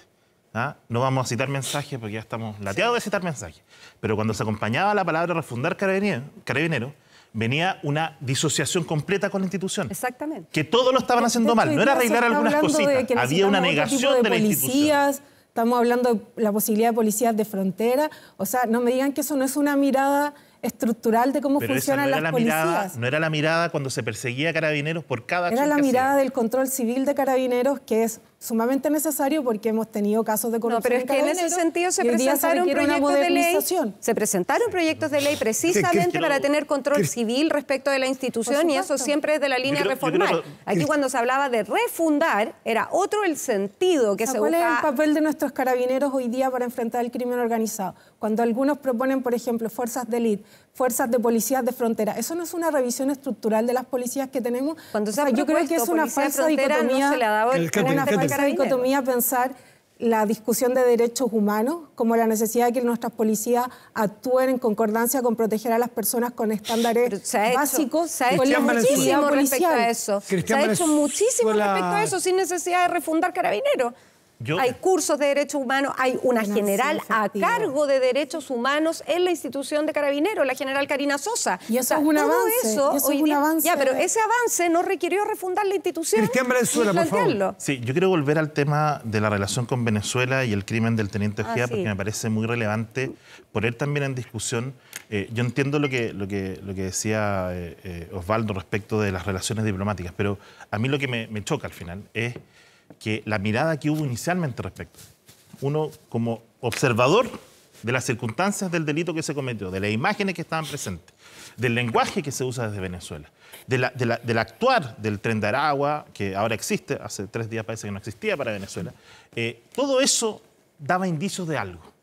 Y el gobierno lo que salió al primer día a realizar es a negar esa existencia y a tratar de vincularlo con un crimen común que no tenía efectos políticos. De hecho, transmitían que se descartaba casi el movimiento político. Y pasaron 2 meses para comprobar eso.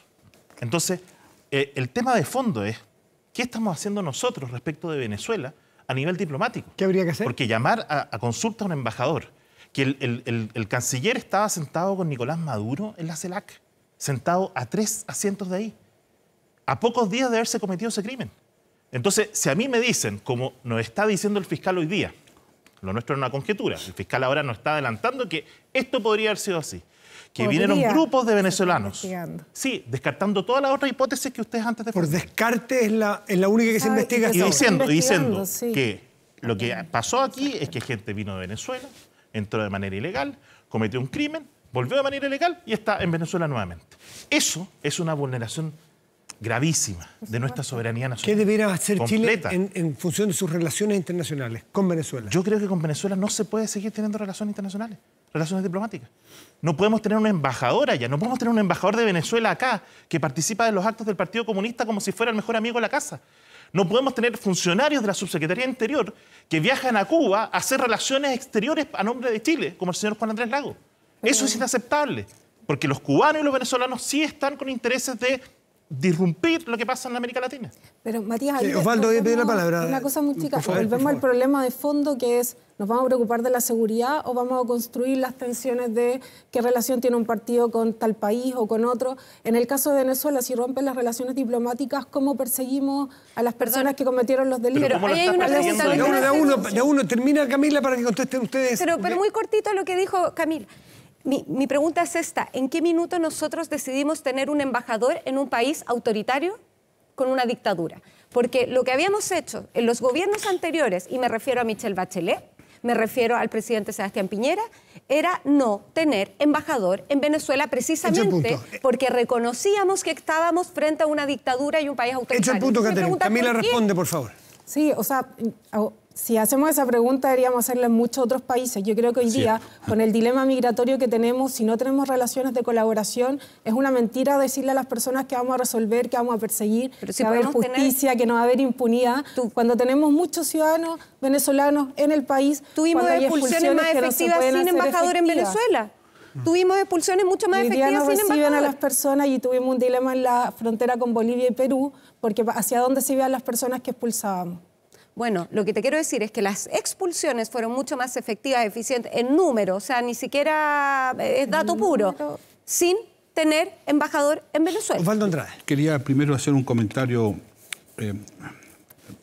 breve.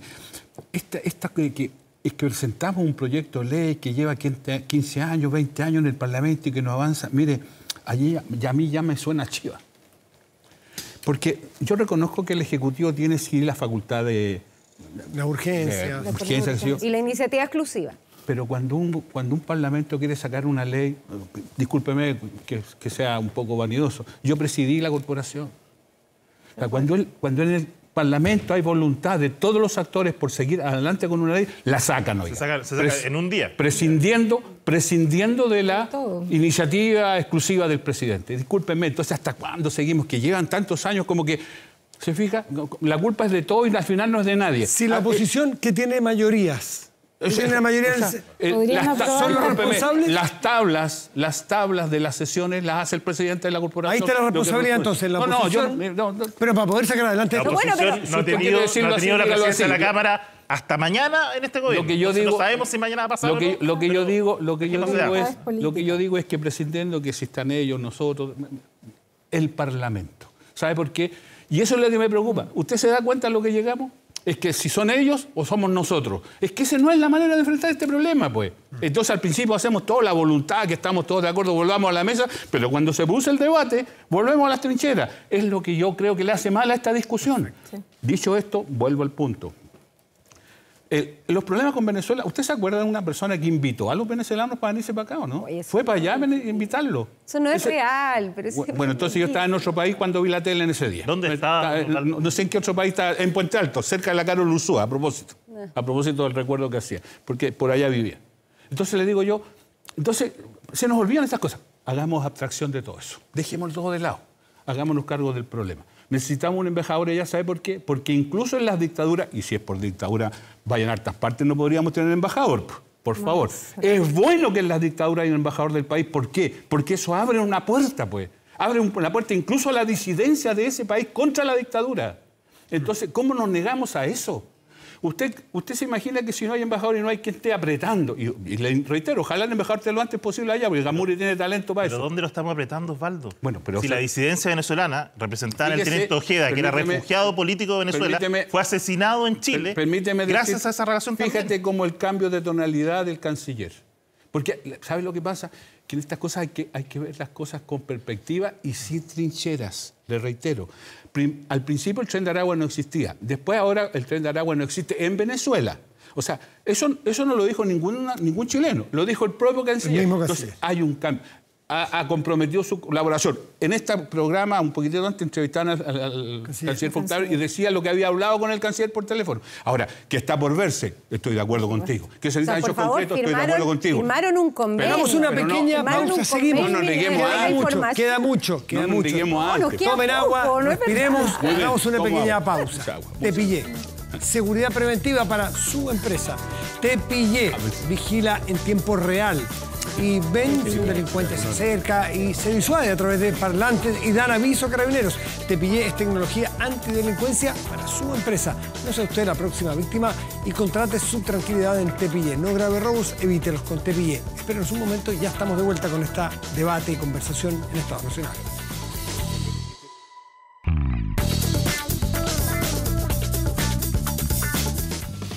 Ya volvemos con Estado Nacional. Don Cristian Valenzuela estuvo desconectado, estuvo sin señal por algunos días, porque andaba... ¿Saben dónde andaba, no? Sí. En El Salvador. Todos nos enteramos. Andaba en El Salvador. Por razón lo llamábamos aquí el programa para que viniera el domingo pasado y no lo encontrábamos. Que tienen bloqueado ya lo... Exactamente. Poco democrático. Todos hemos escuchado, hemos visto documentales, hemos discutido sobre este tema, pero Cristian Valenzuela es el único que ha estado en la cárcel de Secot, por ejemplo. ¿Cuánto de lo que vieron es aplicable? ¿Les gustaría, si ustedes fueran gobierno, aplicarlo en Chile, las políticas carcelarias de Bukele? A ver, yo creo que no existe importación de modelos, de figuras, de líderes, ni para allá ni para acá. Yo creo que hay que considerar las políticas que se aplican, ajustarlas a la realidad de cada país y luego tomar decisiones. Evidentemente, El Salvador hace 5 más años tenía 6.000, 7.000 muertos al año, homicidios, 6.000 o 7.000 homicidios al año. Hoy día tiene menos de 100. De hecho, a la fecha, en el 2024, tiene 27 homicidios. Hubo un cambio radical para las personas. Antes no podían salir a la calle. Nosotros, yo reconozco en esto, aquí la percepción de la delincuencia en Chile es altísima, quizás más alta de lo que es real. Ahora que han ido, como dice la Katy, subiendo exponencialmente y el tipo de delito cambiado es otra cosa. Pero eso no es comparable con la situación crítica que vive un país que literalmente, y así lo planteaban ellos, tenía un Estado paralelo. ¿Por qué tenía un Estado paralelo? Porque era un Estado que tenía control territorial, las pandillas tenían control territorial, distintos controles territoriales según las pandillas que tenían. Tenía control financiero, porque cobraba impuestos, cobraba peaje, cobraba para que las personas pudieran sobrevivir, les cobraba recursos. Y tercero, tenía un sistema judicial propio. Ellos determinaban quién vivía y quién moría, literalmente. Esa era la realidad de ese país. Y esa realidad se ve intervenida por un gobierno que es elegido, que promete mano dura y que desarrolla una estrategia legal, jurídica y con fuerza policial y militar. Yo le comentaba a Osvaldo ante el programa, aquí no es que los militares tomaron el control de las ciudades y ellos ejercieron labores de seguridad pública. No, lo hizo la policía. Ellos cumplían la función de resguardo, de control territorial, de anillos y toda una serie de estrategias que desempeñaron, pero con el mismo debate que teníamos nosotros acá respecto a los militares. Aquí nadie dice que los militares se conviertan en policías y ellos ejerzan la justicia. Aquí se requiere, para combatir al narcotráfico, al crimen organizado, una estrategia. Y finalmente, solo para cerrar el tema de la cárcel, una cárcel de otro país, de otro estándar, donde se toman decisiones duras. Efectivamente es así. Cuando uno dice, uno de los grandes problemas de hacer una cárcel, por ejemplo, en Chile, aislada en el desierto, por así decirlo, o en la isla que alguien prometía hace mucho tiempo atrás, uno decía, bueno, ¿y qué pasa con los familiares que visitan? Bueno, acá no hay visitas familiares, porque todas las personas que están ahí, esta es una cárcel para 40. Imagínense que es una cárcel que costó 140 millones de dólares, que se construyó en 7 meses y que puede albergar hasta 40.000 presos. Aquí hay solo 12.000. En Chile, la cárcel de Antofagasta, por poner un ejemplo, costó 140 millones de dólares. Se demoró 12 años en construir y tiene capacidad para 1.000 presos. Entonces, el estándar es distinto, las decisiones sobre las que se basan ¿Matías? es distinto. Sí. Es que es interesante mirar de cómo Bukele logra llegar a esta situación, porque hay una parte que no sé si se las contaron o no de la visita, que Bukele en 2020 está documentado, negocia con las bandas criminales y eso supone una reducción importante de la cantidad de homicidios que tenían. Entonces no sé si están disponibles a que acá abramos una negociación con las bandas criminales, porque entre lo que se negociaban tenía que ver con las condiciones carcelarias, hay sectores de las cárceles que tienen más privilegios para algunos y permite también la operación por fuera de ciertos términos de control policial de esas bandas. Entonces, está documentado también un rompimiento entre esa negociación de Bukele y las maras. Pero eso es importante ver porque cómo logra rápidamente producir la situación, hay que mirarlo, porque entonces transparentemos y decimos, estamos dispuestos en Chile a entrar a esa negociación para que el funcionamiento de una cárcel de ese estilo tenga los efectos que produce. Aspecto práctico. Yo conocí la cárcel, yo conocí los módulos, no hay ninguna diferenciación entre presos. Están todos en la misma condición. Todos vestidos igual, todos rapados igual, todas las bandas mezcladas, no hay líderes de banda, nadie tiene jerarquía, todo transparente. Entonces, por eso dije, insisto, yo conozco la penitenciaría, me tocó trabajar cuando hice mi práctica profesional y la práctica para el Estado. Y conozco las condiciones de la penitenciaría. Yo también. Conozco las condiciones de la penitenciaría y uno dice ahí... bueno, fue otra práctica, fue la mía. Aquí, cuando estuvo preso. Estuve preso ahí. Cuando se dice, no hay celulares, no hay celulares. No hay visitas, no hay celulares, no hay... Osvaldo Andrade, Gabriel Gaspar un histórico de su partido, es su secretario, en fin, dijo el otro día, muy contraintuitivamente para el público... Lo reconoció incluso. Reconoció que hay, claro, que hay cosas del método Bukele, vamos a llamarle bien genérico, que son rescatables. Me imagino que algunos socialistas quedaron bien perplejos. Pero también existe honestidad de alguien que ya tiene la suficiente independencia para decirse estas cosas. ¿Usted rescata algo del modo Bukele? Es que yo creo que hay que rescatar muchas cosas de muchas partes. Pero del modo Bukele en particular.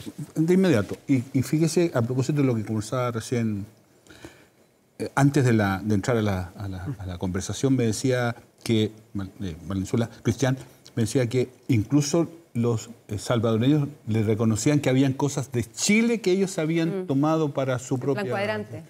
Exacto, me hablaba del Juan. O sea, yo creo que en esto lo quiero decir de la siguiente manera. No hay recetas únicas.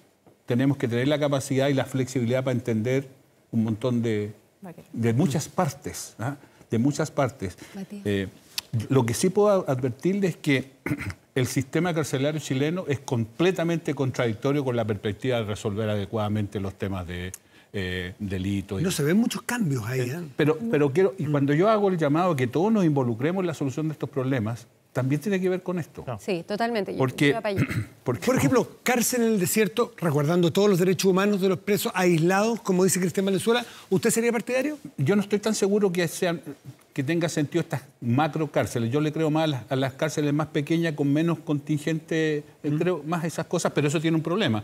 ¿Dónde las instalas? Porque el mismo sentido común que dice que hay que meter más gente presa, el mismo sentido común dice, sí, pero que la cárcel esté lejito. Por eso Cristian planteaba el desierto, por ejemplo, lejos de cualquier población. Estamos poniendo como ejemplo. No, yo sé. Estamos haciendo los planos, pero todavía no estamos ahí. Yo le garantizo a usted que incluso en el desierto, a lo mejor el alcalde de esa comuna también se va a negar, pero no lo sé. Pero lo que le quiero transmitir es que, fíjese usted el presupuesto que hay para rehabilitación en el sistema carcelario chileno. Fíjese usted en ese detalle y se va a dar cuenta que tenemos una dificultad general. Entonces, cuando digo que nos sentemos a conversar todos, le voy a poner otro ejemplo, si me lo permite. Hablábamos recién de la necesidad de la inteligencia. A propósito de las traumas, las tareas si el gran problema que ha tenido el trabajo de la inteligencia en Chile es que las instituciones de inteligencia no comparten la información entre ellas. Claro. Así lo planteé. Ya. Bueno, no, a mí lo que me gustaría decir es que yo creo que hay que adecuar las cosas a la realidad. Lo que es evidente, y lo comparto, pero con Osvaldo 100%, hoy día el sistema carcelario no da para más. Yo sé que estamos contratiempo, entonces me gustaría decir lo siguiente. Uno, yo creo que hoy día no podemos tener a toda la población penal junta, dado los distintos tipos de delitos. O sea, a mí me parece que el crimen organizado requiere urgente una segmentación especial en las cárceles. Eso no puede esperar. Segundo, nosotros tenemos un problema y es que tenemos a Gendarmería como policía carcelaria, pero al mismo tiempo los tenemos encargados de la rehabilitación. Eso a mí me parece que es un sinsentido, que no funciona, que es algo que tenemos que revisar de todas maneras. Y por último, es evidente que no tenemos el financiamiento suficiente para tener cárceles de primer nivel, ni personas a cargo de las cárceles que estén en las condiciones, ni tampoco. O sea, hoy día los vehículos que utiliza Gendarmería dan preocupación. Cristian, Catherine, Camila, Osvaldo. Solo 2 segundos. Si lo sacan del aire, lo sacan, pero dele. Celebrar el acuerdo de los partidos de gobierno y la democracia cristiana para enfrentar las municipales. Creo que es una gran noticia porque habla de la unidad de la política. Y ojalá también, y creo que también al frente que hay otro el mismo esfuerzo. Y también lo celebro. Alcanzó a hablar Osvaldo sin que saliera al aire porque vienen las noticias mandan en TVN. Connie, nos despedimos, Connie, acá. Yo entrando, solo para despedir. Sí, por favor. No, pero es que ahora viene 24 tarde, así es que todas las noticias y nos vemos, obviamente, el próximo domingo. Que tengan una muy buena semana. Buen domingo, gracias por venir.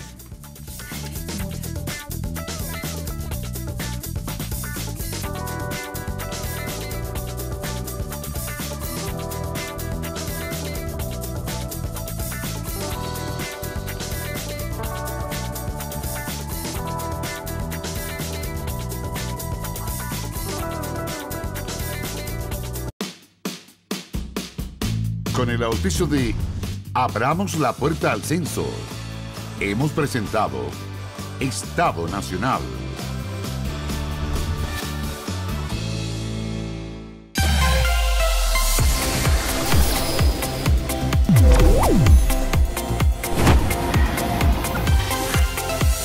Canal 24 Horas.